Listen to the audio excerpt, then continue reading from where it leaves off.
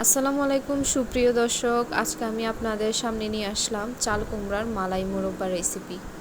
এই রেসিপিটার জন্য আমাদের পাকা একটি চাল কুমড়া লাগবে। এখন চাল কুমড়াগুলো আমি এভাবে কেটে নিয়েছি, দেখতেই পারছেন আমি কিভাবে ছোট ছোট টুকরা করে কেটে নিয়েছি।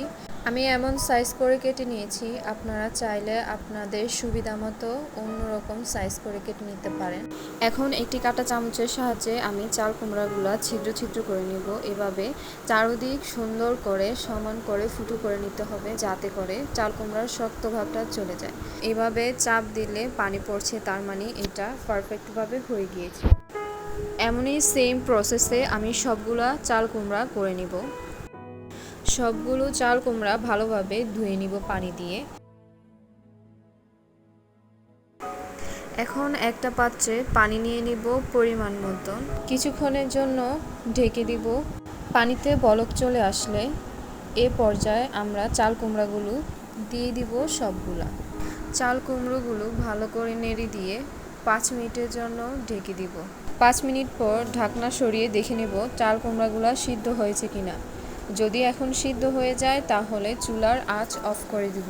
তারপর চাল কুমড়াগুলো একটি স্ট্যানারে ছেঁকে নিব, যাতে করে পানিগুলা নিচে পড়ে যায়। এখন একটি পাত্রে আমি 1 কাপ চিনি নিয়ে নিব। 1 কাপ চিনির জন্য 2 কাপ পানি দিয়ে দিব। পরিমাণ মতো লবণ দিয়ে দিব। চিনিটা গলে যাওয়ার পর এখন দারুচিনি, এলাচ এবং তেজপাতা দিয়ে দিলাম। আমি এখন ঢেকে দিব 2 মিনিটের জন্য, যাতে করে শিরাটা ভালোভাবে হয়ে যায়।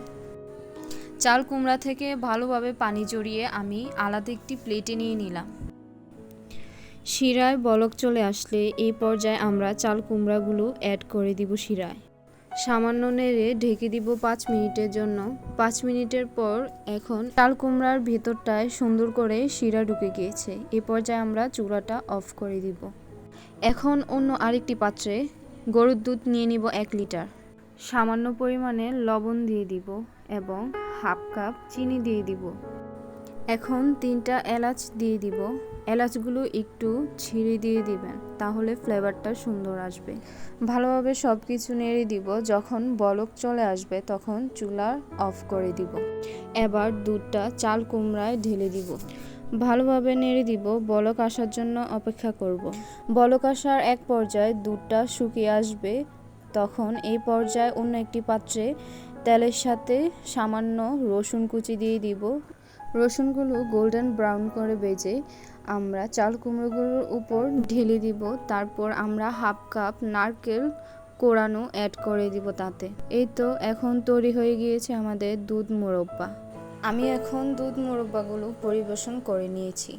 আপনাদেরকে দেখিয়ে দিচ্ছি আমাদের দুধ মোরব্বাটা কতটা নরম, সফট এবং জুসি হয়েছে। মোরব্বাগুলো দেখতে যতটা সুন্দর হয়েছে, খেতে আরও বেশি মজার হয়েছে। বাসায় একবার হলেও এই রেসিপিটি ট্রাই করবেন।